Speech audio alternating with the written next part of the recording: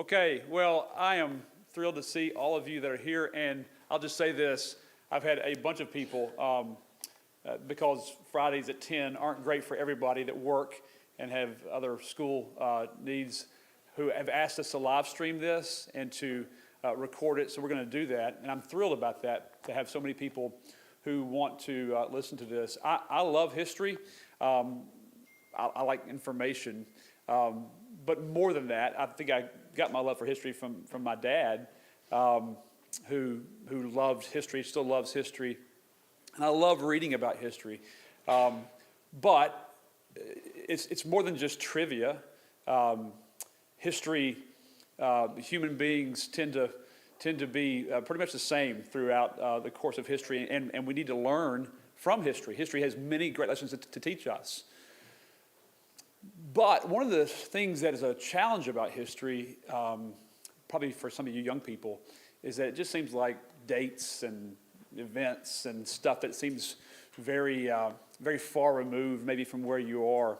But the reality is that history is not just big stories. History is made up of individual lives with individual stories, making decisions, doing things they didn't anticipate, encountering things they didn't imagine. And to me, history really comes alive through the lens of individual people, just like you and me. And so a couple of years ago, Noah told me that I knew that his father-in-law, Patrick, was from, his mom was from Belgium, and that's about all I knew. And he said, you need to ask him his story. And so one day at some event, I asked Patrick to tell me just a little bit about his mom's story, and he kept talking and talking and talking, and I was just spellbound. And I thought, this has got to be shared with more than just a few, or history just dies. And so he's done some writing about the experiences, but I'm thrilled that he's agreed to come and talk to us. And so over a course of 2 Fridays, today and tomorrow, I'm not sure how he has it broken out exactly, you're going to hear some really amazing stories that took place. I'm sorry, not tomorrow. Today. Today's Friday. April Fools, right? Today. You're going to have to sit here and wait. Today. And then next Friday, he's going to tell this story. And so very grateful for it. And I'll just ask young people, listen, guys. I just want you all to pay attention, okay? Just make sure you show the respect to pay attention and listen as we move forward. So I'm going to pray, and then I'm going to ask you to put on this microphone and get started. Father, I thank you for the amazing way that you have woven the fabric of people's lives to the point that here in 2022, in this little gathering in Memphis, Tennessee, we can be connected to events that we've read about, horrific events, and real people who lived in those events, who not only survived, Lord, but also were a great blessing to those who were in greatly endangered. So thank you for this time, and bless us to enjoy it and to learn from it. In Jesus' name, amen. I might clip that to your... Oh, okay. There. And you can clip that to your belt or put it in your pocket. Either way works. All right. Well, thank you very much for inviting me. I think there's some significance to this happening on April Fool's Day. Maybe that there's an old fool going to talk to you. Okay, so what does this phrase mean? Anybody want to take a guess? Anybody studied a little French? The good God is very good. That's correct. This is a saying that my grandmother used to say all the time, just after any kind of discussion about anything significant, anything difficult.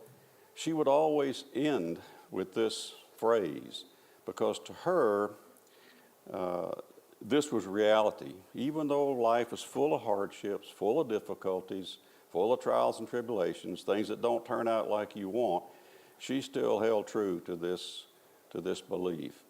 And this is after she would tell me the kind of stories that I'm going to try to tell you now. Can you say it? Le bon Dieu est très bon.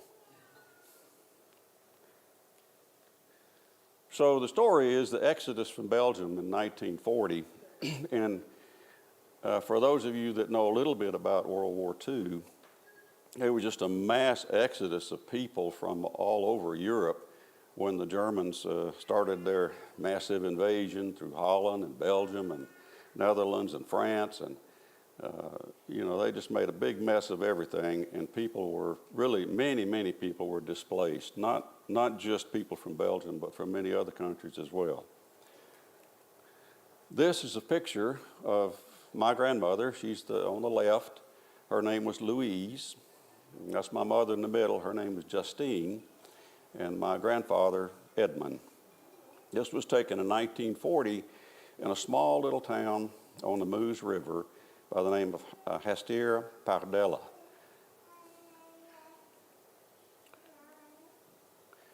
So let's take a look at Belgium in 1940. What was its population? 8.3 million. So what's that? About like New York City, right? Not a very big country. Its size, roughly 12,000 square miles. So that's about 1/4 the size of the state of Tennessee, which isn't very big at all. And as far as the language is concerned, these people speak, most of them, over half of them speak Flemish, which is a Dutch language. They're right next door to Holland, so that's natural that they would speak that language. 36% of them speak French. That's to the south of Belgium. And then there's a 10% of others, including some Germans. There was a good size, a good number of Germans in Belgium at that time. This is a map of Belgium today, and I don't have, since I'm not using my computer, I won't be able to blow this up easily. But if you look right down here at the very bottom, see that little piece that sticks up into Belgium at the very bottom there? I wish I could point to this, but I'm not set up to do it. It's the gray part that comes up on the bottom. Right in that area, almost at the very top of that, is where they lived.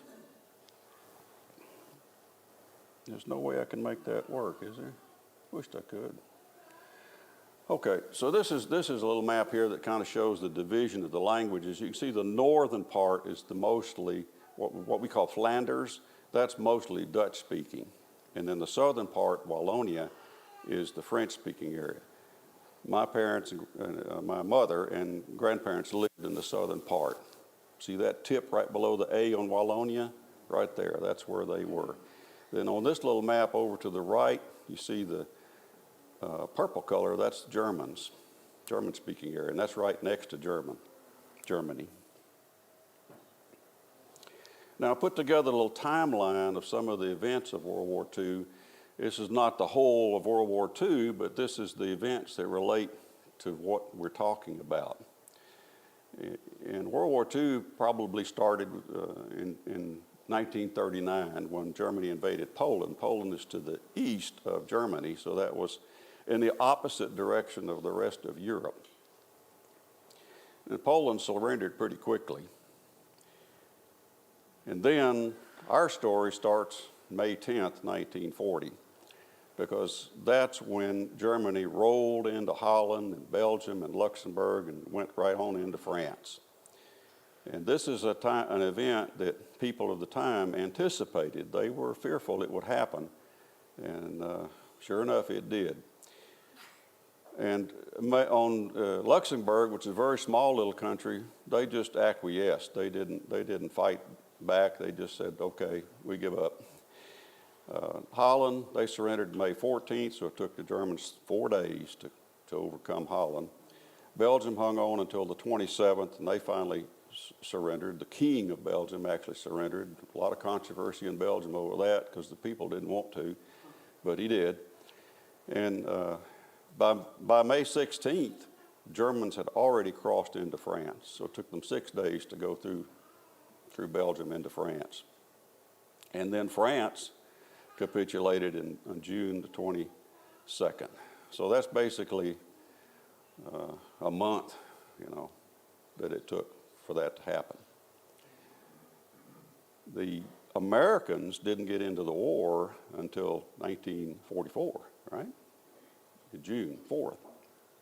1944. So it was quite a while later before they got involved. Paris was liberated August 44, Luxembourg September 10th, and Belgium was finally liberated February 4th, 1945. So that's 1,731 days under German control. That's a long time, isn't it? We don't think about that much. Now, Belgium had a very small military. They had a policy of neutrality. They didn't want to get involved in a war, and I guess they thought maybe if they took that approach, nobody would bother them. You know, hey, we don't want to fight. We're peaceful. We're not going to fight. So y'all will leave us alone, right? No, that isn't the way it worked. So they had an army, but it was small. They had an air force that was even smaller. 16 battle tanks. How many Panzers do you think Germany had? Hundreds, right? 180 serviceable aircraft. That's all they had. That's all they had to fight with.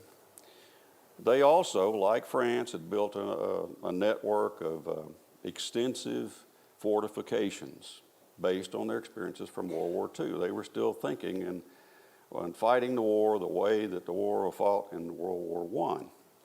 So the French had built the Maginot Line. You've all heard of that.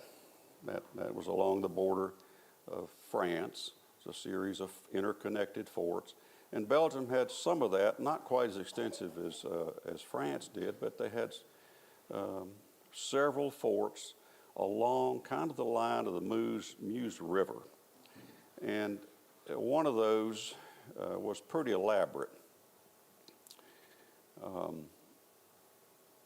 And the reason they built it that way was because the river offered a natural boundary, and then this canal that came off the river and went into Holland kind of completed that loop. So they felt like that would be a good barrier against an invasion.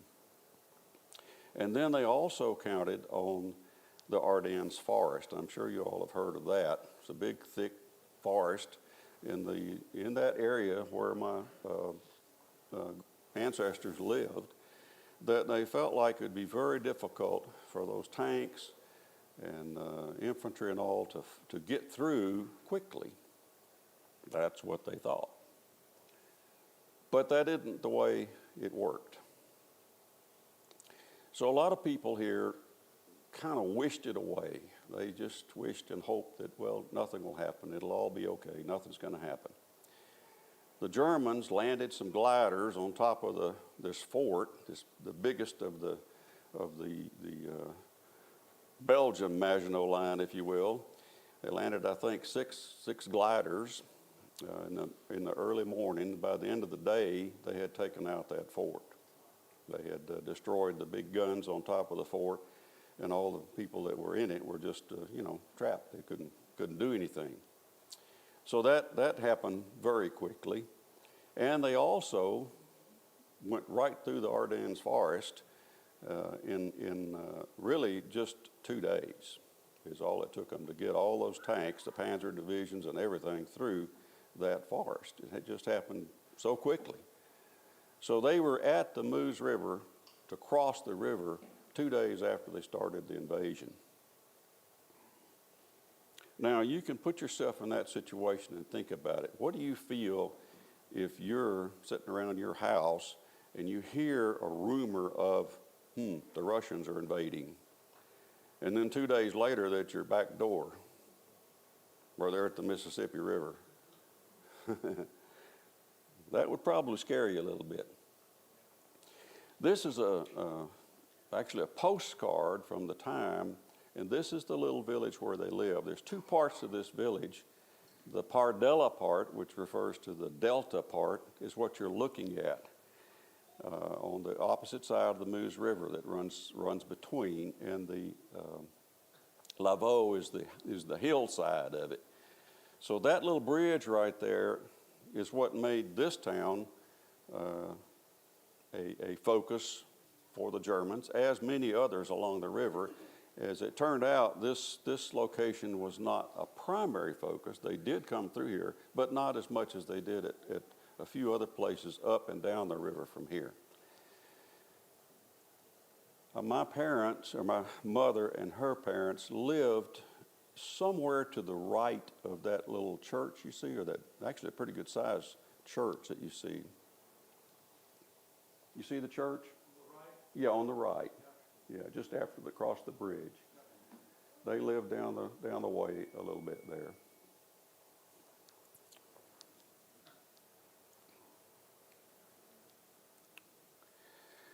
Now, this is where some of the stories that my grandmother told me. Remember, it had only been about 25 years earlier that the Germans had been through here for World War I. So it hadn't been that long that they had seen that war. And she told me a lot of painful stories about that. And one story that I'm going to tell you, and it's hard, but I think you need to know that these are the kinds of things that can happen. At the time, she was living in Chimay, which is further to the west of where they were in World War II. And she told me that when the Germans came there, they rounded up a bunch of the young men who had resisted the invasion, and they took them by their hands and their legs and swung like this against a stone wall until they busted their head and killed them. And then they put their bodies in the square, dug a hole, and buried them in the town square, covered them up, and stomped all over the graves. And my grandmother witnessed that. So, you know, she, of course, was, you would have to be fearful from seeing that. You'd also have to feel a bit of anger. But even after telling me that, she would tell me, le bon Dieu est très bon. Because the Belgians had been neutral, or wanted to be neutral, they relied on a mutual defense agreements with France and England at the time. But they didn't want foreign troops in their country because they thought that would kind of agitate things, right? We wouldn't want to put any troops in Ukraine because that might agitate the Russians a little bit. So anyway, you know, that kind of made sense. Let's don't provoke anybody by thinking that we're building up forces here, and they wanted to stay neutral. So the French and the British were in France, some distance away. The Belgian army was, of course, very small. So when the Germans invaded, they had to depend upon the French to come in to Belgium and the British to come into Belgium. The British came into Belgium to the north of where my ancestors lived, and the French came in to where they lived.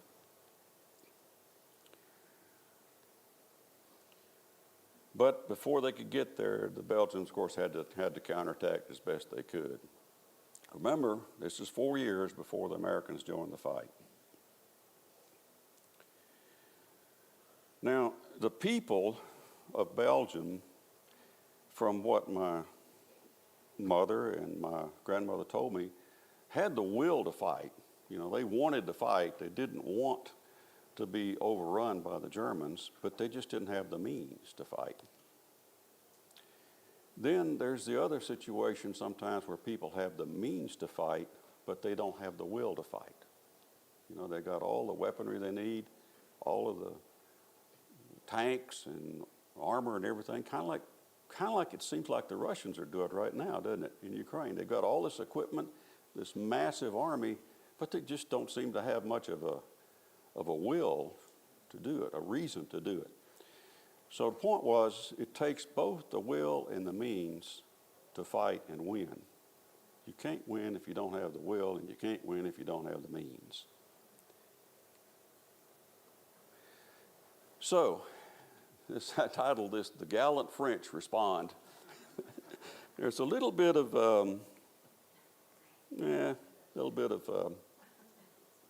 feelings, I guess, between the Belgians and the French. They speak the same language, but they have a little bit of, disregard for each other at times, I guess.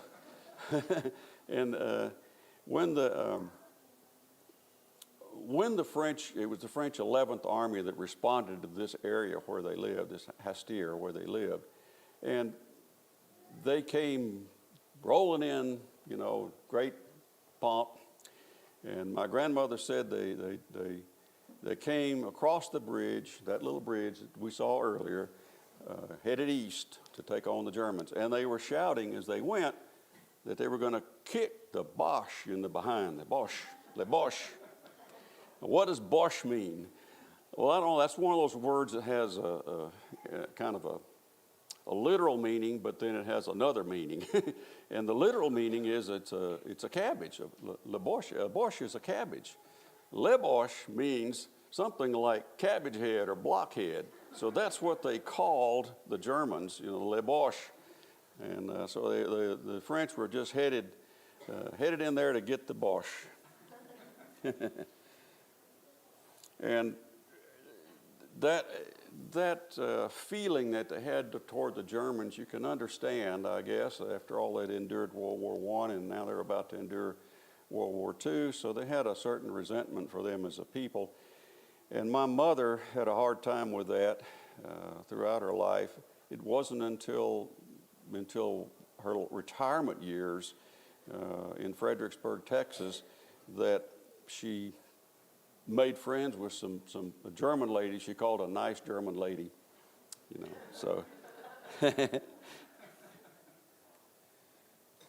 Well, sure. This is probably throwing in, but there's also a beautiful story of her having a really difficult time with a German man in her church, and he washed her feet at a foot washing service. Yep. He had just a really sweet time.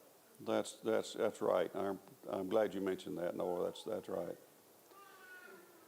So anyway, it wasn't but 2 days later at the most, a little uncertain as today, it's probably the 13th, but 2 or 3 days later, the French came running back across the bridge because they were about to get kicked in the behind by the Boche. And they told the town residents when they did that they had 15 minutes to leave because they were going to blow up the bridge.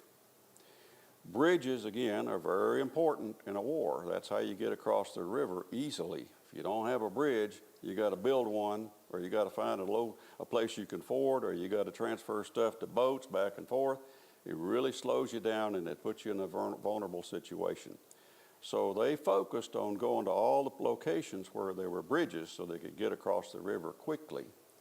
And the French, rightly, were going to blow that bridge to slow down their progress.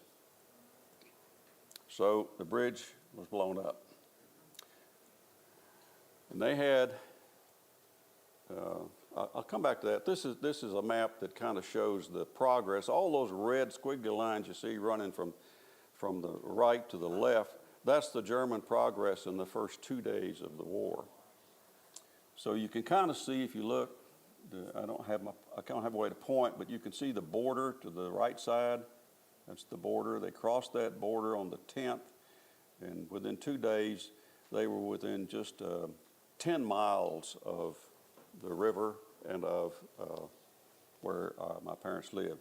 Look right over there on the upper left of the thing, and you'll see a town called Givet, right there where that little protrusion of the border lines. Do you see that? Upper left, Givet. And a little bit further up, that's where Hastir is, on the river. How much did the town was able to get out in 15 minutes? I don't know how much. I just know that there was a mad dash to get across. I don't know the number. Do they have their belongings packed? They weren't as prepared as they should be. They kind of anticipated they might have to flee, so I'm sure they had something ready, but they weren't expecting what was coming.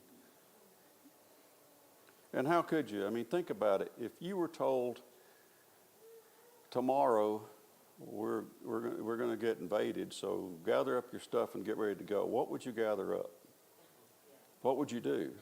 I mean, how would you go? Would you think, well, I'm going to go by car, so I'll go get my car filled up. But you get there and the line's wrapped around the 2 or 3 blocks. You can't get your car filled up. Well, let's get some bottled water. You can't get that. You know, I mean, it's chaos. You know, it's chaos and panic, and you just grab what you can and go. And France had just come across boasting, so that didn't give you any more incentive to hurry. exactly. It's always hindsight. Yeah, hindsight, exactly. So basically, you know, they really weren't that prepared to make what was coming. So this is when the exodus starts. So my mother and her parents started an 8-day march from there to France. And there were probably around 8 million other people making that walk to France across Belgium. They weren't all coming from this little area, but all the way across Belgium, all these people were, you know, picking up what they could. You see pictures of it. Some of them had wagons, some of them had wheelbarrows, some of them were just walking. Some of them had stacked up a bunch of stuff, and some of them even took some cows along with them and things like that. But most people were just walking, just going with whatever they could wear and maybe a bag if they could carry one. And then coming the other way, you had French and British soldiers coming in to respond to the attack. And then you had retreating soldiers going back the other way as well. So the roads are just clogged with humanity, not even sure which route they should take or what direction exactly they should go. So it's just chaos. 220 miles of walking. So that's just about a little bit further than walking from here to Nashville. What was the terrain?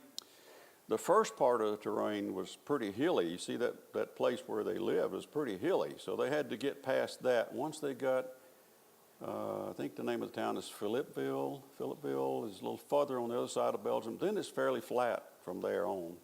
But to get there was over the mountains was a little rough. How old was your mother at this point? She was 17. Yes. So I kind of figure that to do that, you'd have to do about 25 miles a day, and that would require you to walk about 8 or 9 hours per day at 3 to 3.5 miles an hour. For those of you that like to walk, 3.5 miles an hour is a brisk walk. It's not. I mean, you can do more than that if you huff it, but you can't do that for 8 days straight. Can you imagine your feet, your muscles, and you're just worn out? And this is both my mother and my grandmother. Mostly my grandmother told me these things. My mother was not as talkative about it as my grandmother would be. But you're doing this, you have young, you have old, you have sick, you have well, you have living, and you have dying. You have people in baby carriages, wagons. It's just terrible. And they don't even know exactly which way they should go. There's a lot of roads to take. And then, I think as I mentioned before, you have soldiers coming in, responding from France. You have some Belgian troops retreating. You have British troops coming and going.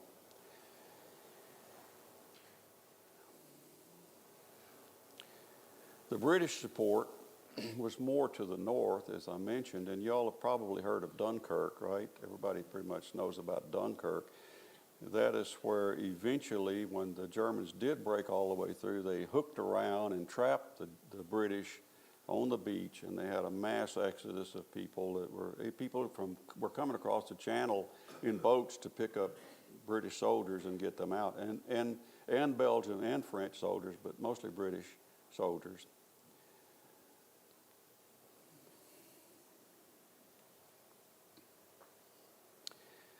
Another disappointing thing is that bridge that I showed you, they live to the right of that bridge in the picture.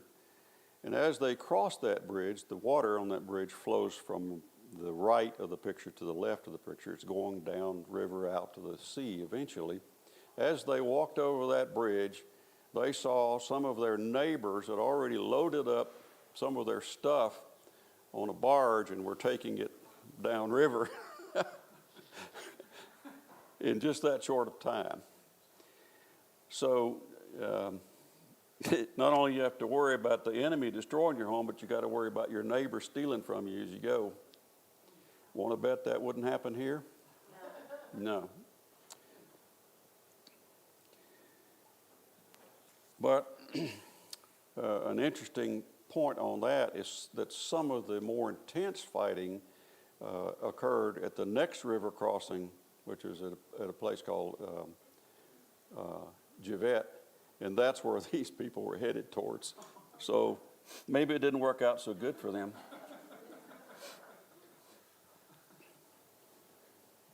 On May the 14th, that would be one day, the next day after they left, the Germans did in fact cross the river at Hastir and several other places, despite it having been destroyed. They were able to get across the river, and they quickly built the bridge, a replacement bridge as themselves. And they pushed back the French, as you could see in that earlier picture. And by this time, you know, my ancestors, they were a day, maybe on their second day journey into France.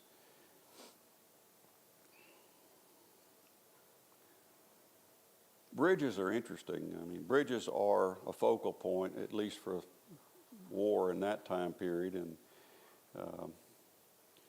you've heard of the Bailey Bridge. Y'all ever heard of a Bailey Bridge?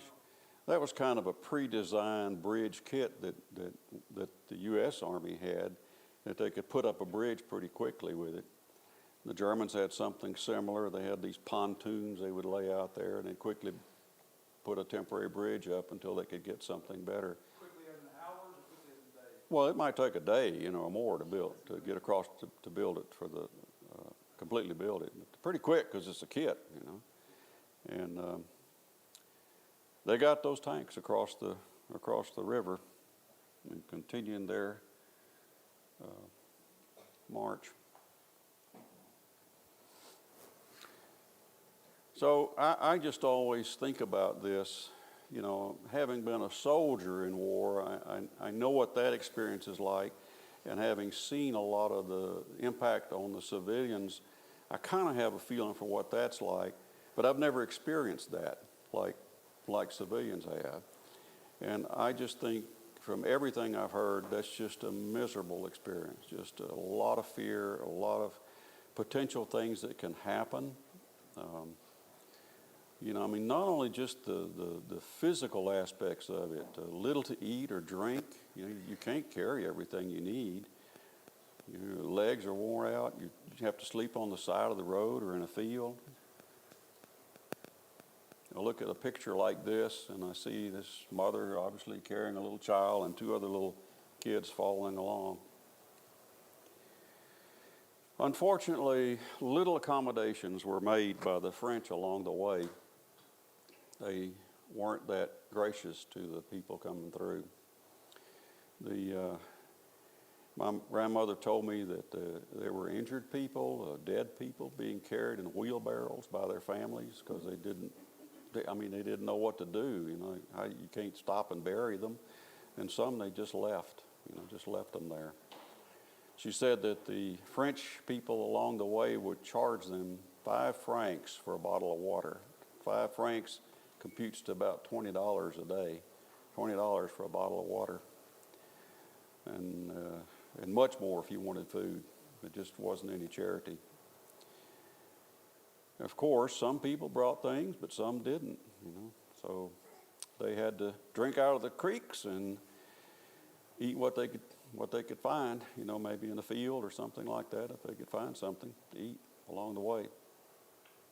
Then, on top of all of that, the Germans attacked the retreating people several times. And there's some question as to exactly why they did that.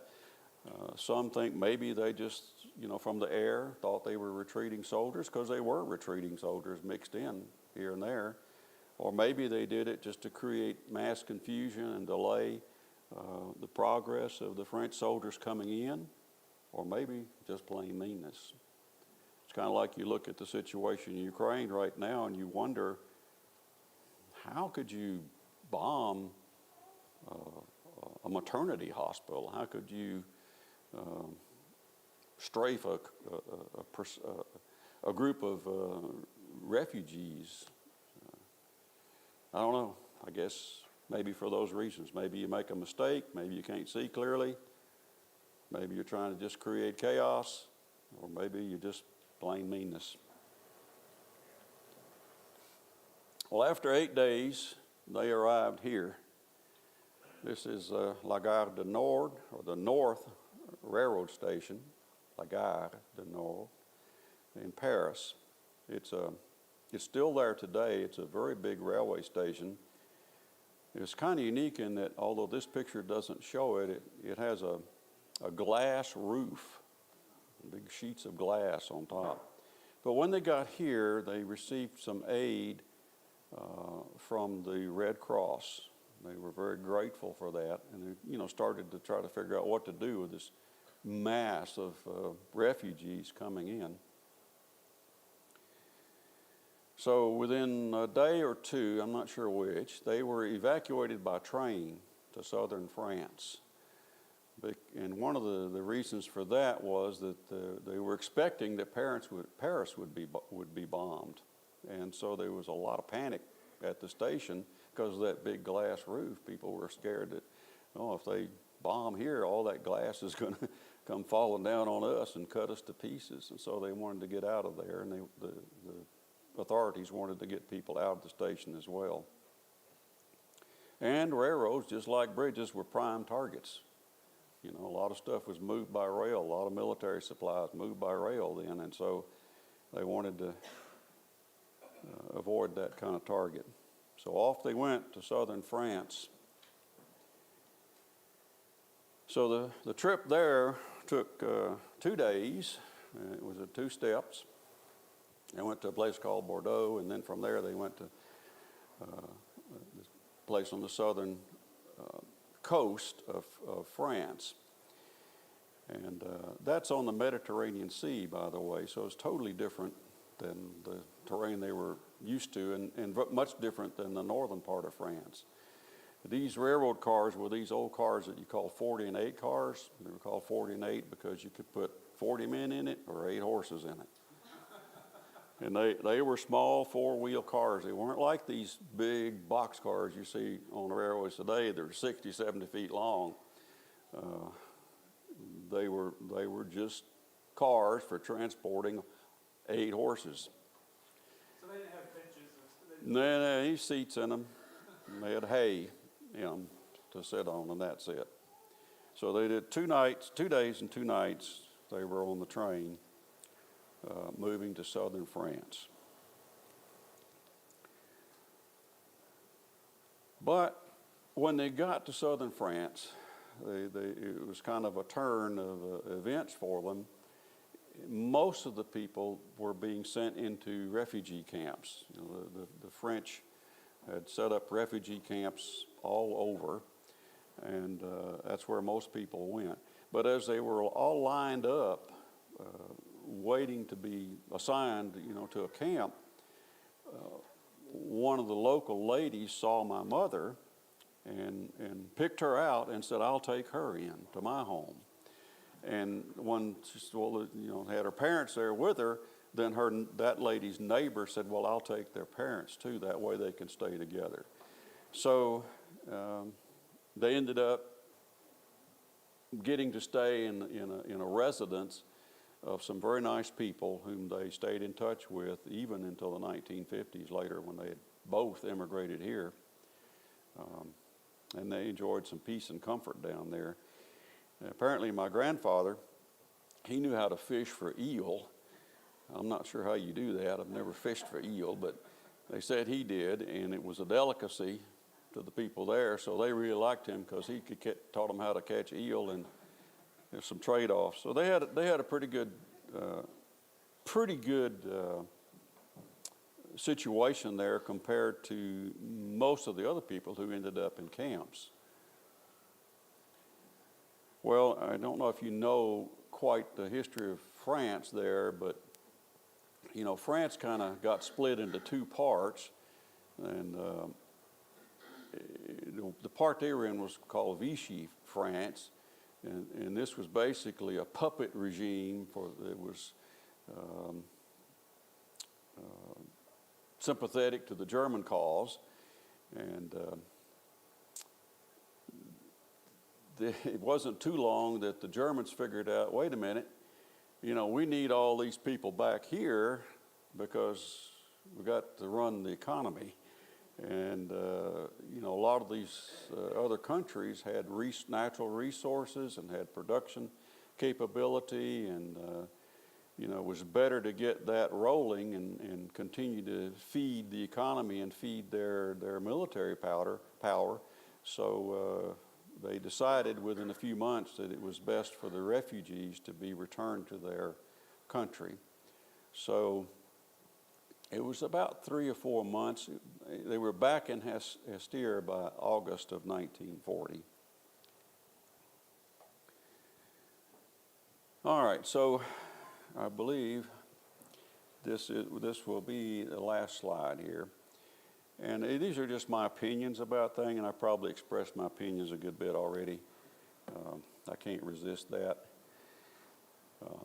But one of the conclusions I have from all of this is that you just can't understand the misery. You can't understand or fully appreciate the misery, suffering, and the sacrifice involved in war until you've experienced it in some way or another.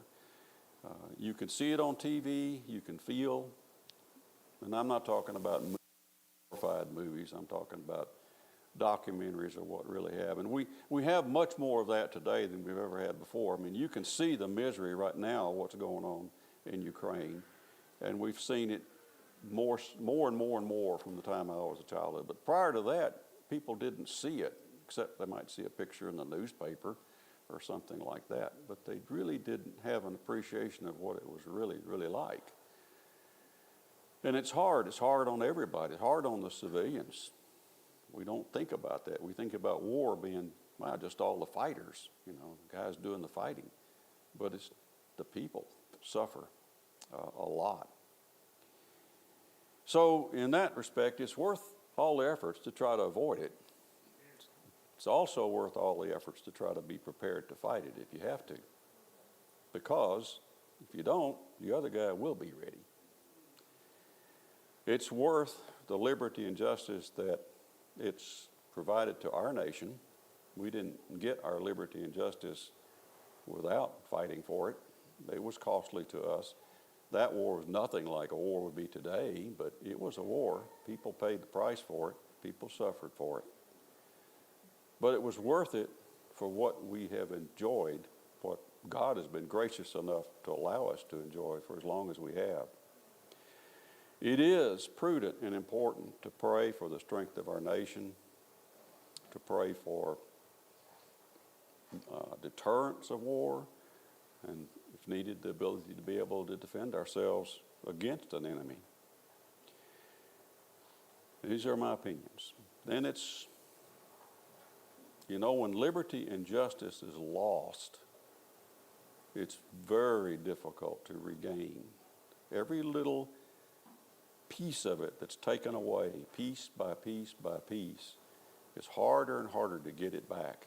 And it reaches a point where it's all, the price of redemption is very, very high. And from my observation, that's kind of what we're seeing happening to us now. The risk is increasing and the redemption price is climbing. Okay, so that concludes what I've got for today. And next time, what I'd like to cover is what happened when they came back to Belgium. And this has some good stories and some interesting stories. First of all, they were under occupation for 4 or 5 years. They lived under that. My mother was kind of a feisty person, right? She was a feisty person. So she was not one that was going to necessarily just go along with what the Germans wanted. So she had some ways of getting involved in making some trouble for them. And also, I think one of the most interesting parts of it is in helping to evacuate Jewish children when the Germans began to round up the Jews. She got involved in helping to get them into safety, and I'll go over how she did that later on. And we'll also share with you what life was like during the occupation. All right, so thank you very much.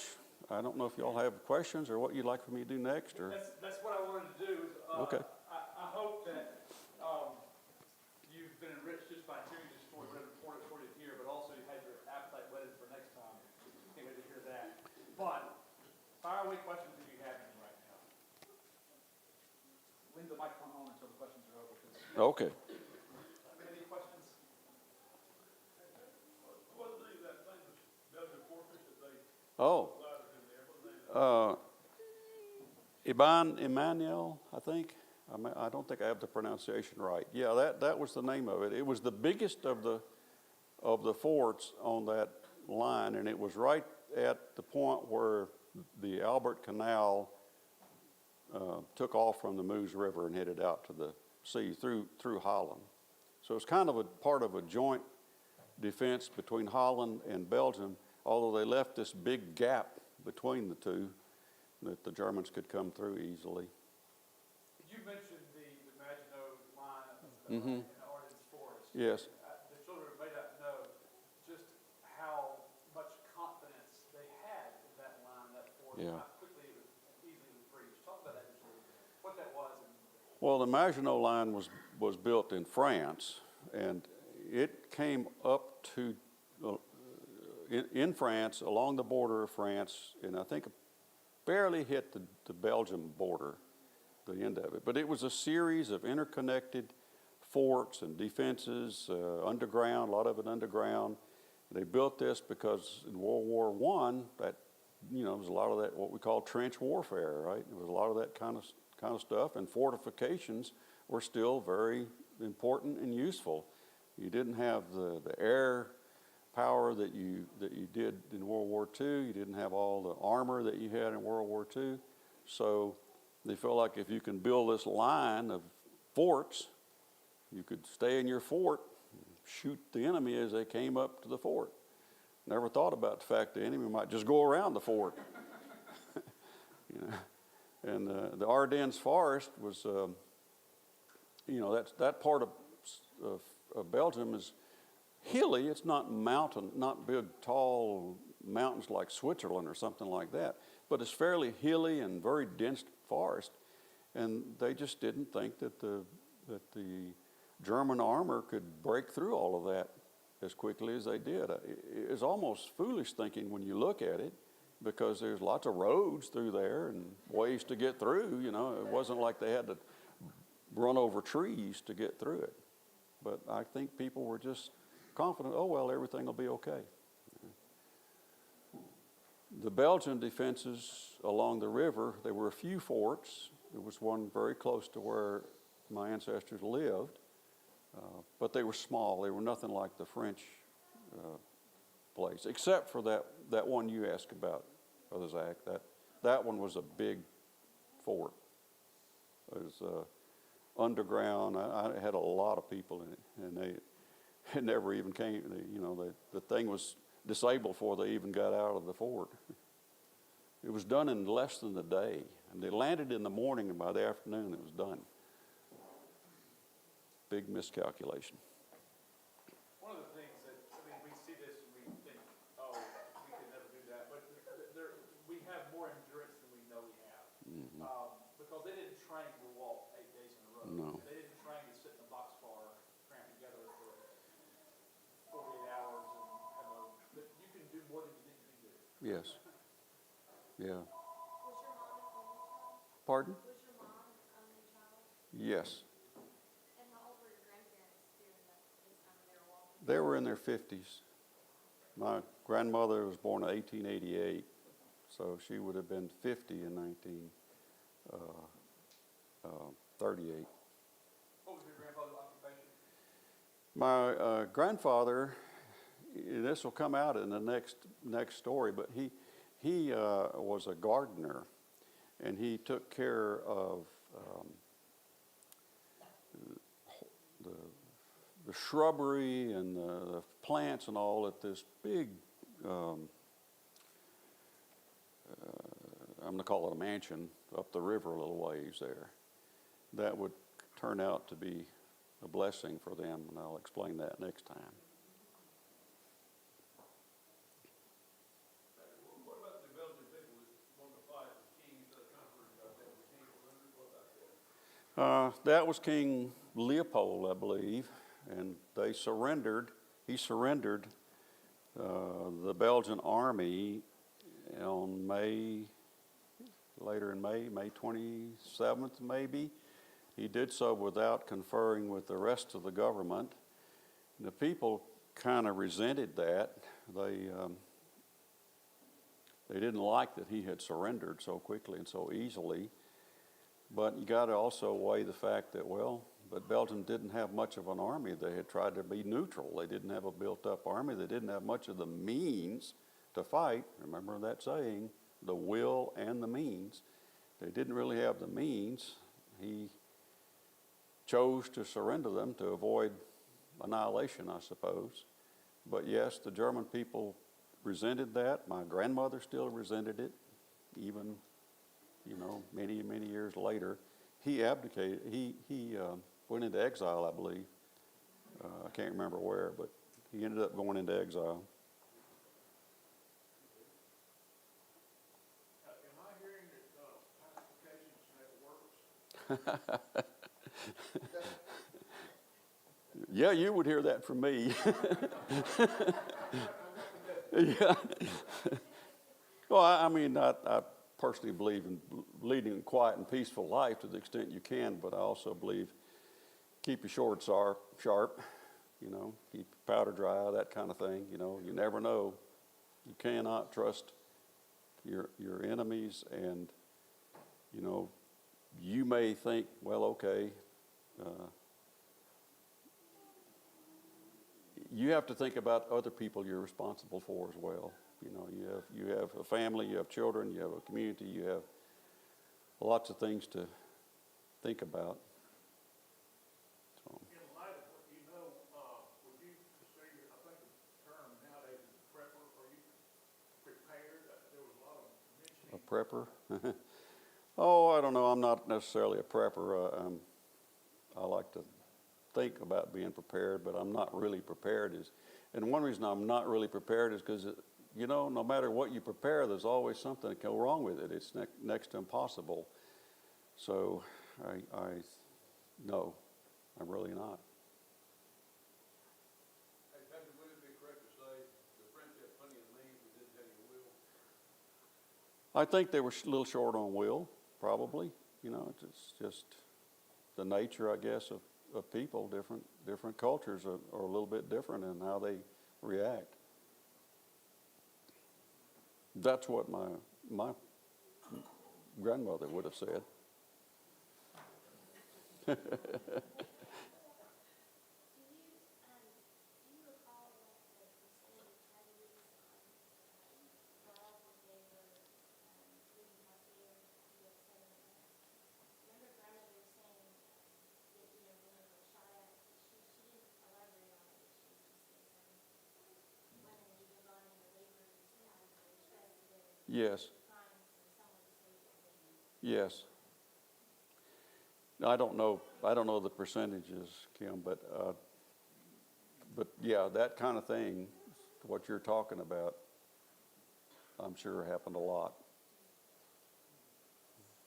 It's just terrible when you think about that, and it really is. It's hard to stomach.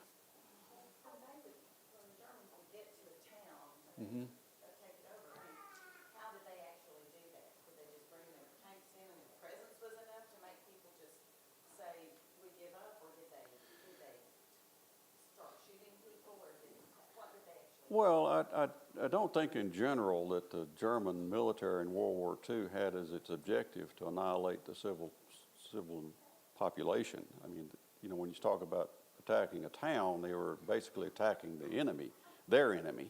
So if their enemy surrendered, that's great. We'll just take them all back to prison camp, as they did with a great deal of the German army and the Belgian army and French army ended up in prison camps for the duration of the war. And they're not going to stay in one place. You know, you take an area, you keep moving.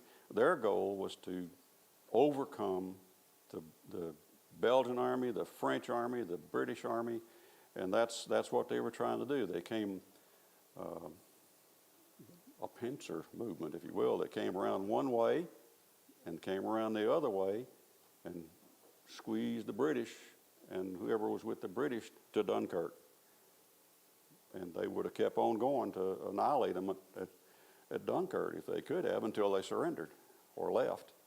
So whatever military presence might have been in Monastir would have left. They were left, yeah. Left, and then the civilians knew they had no choice but That's to right. Yeah, they just didn't want to get in the, they didn't, I think it was fear that drove people. They didn't want to be in the path of all of that. And I wouldn't want to be either. Nobody wants to be in the path of all that. But I don't think the Germans would have come through deliberately, on the whole, deliberately shooting civilians. I mean, I think the Germans were ruthless, but I don't think they were all that bad. But then You know. the Germans leave their military presence in each little village, somebody there so that everybody would. Yeah. After. I mean, was that how that worked? No, their focus was on engaging and defeating the French and the British and any other forces that were hostile to them. They were not interested in, occupying at that moment. Now, after they had conquered, yes, they did occupy, and they did have a military oversight of the civilian government for the duration of the war. And at the end of it, that's when the Gestapo and I forget the name of it right now, but they took over that too after later on toward the end of it. But you can't win that way. You can't drop off troops all along the way to pacify a population. Why do it? They don't have any weapons. They're not going to present that big of a threat to you. You're trying to engage the guys with the guns. So that's what they were doing. They were on the move. Yeah, that was their big tactic, move. They rolled through everything. They did a good job of it tactically. And it was mostly the tanks that allowed them to do that so efficiently? Yeah, their armor was, they had it. They had it together on that. That was Rommel. Rommel came right through that area. He wasn't the Rommel that you know from North Africa, but he was already in the game. Yes? I think that one of the things that Brandon mentioned when they finally got to the South of France and they got off the train, that one of the first things they saw was a German officer in the tank, and they were incredibly disappointed that he was evacuated all the Yes. time. Right. Well, remember that France was divided into two parts. That part was Vichy France, and they were very sympathetic to the German cause. So there was definitely German presence in Vichy France, even then.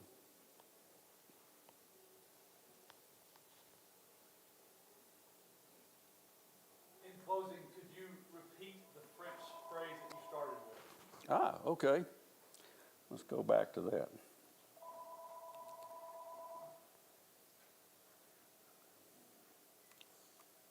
Yeah, here we go.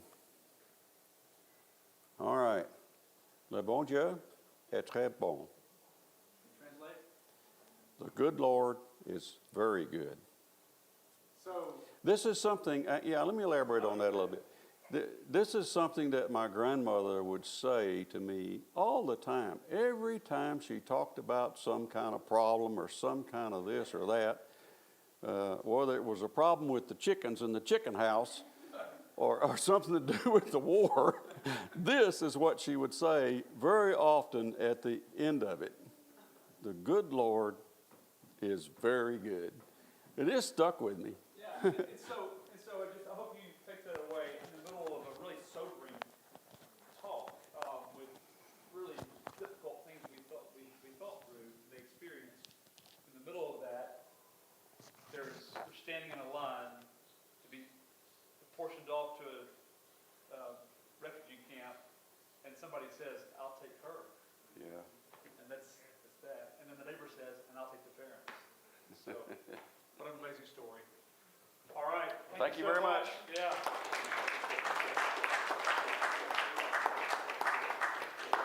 All right, so we will conclude this with next week, which is the even more personal story of occupied life. And that will be next week. We'll do it again at 10 o'clock. And thank you all for joining us today. We'll close in prayer. I'm going to ask Noah to close us in prayer.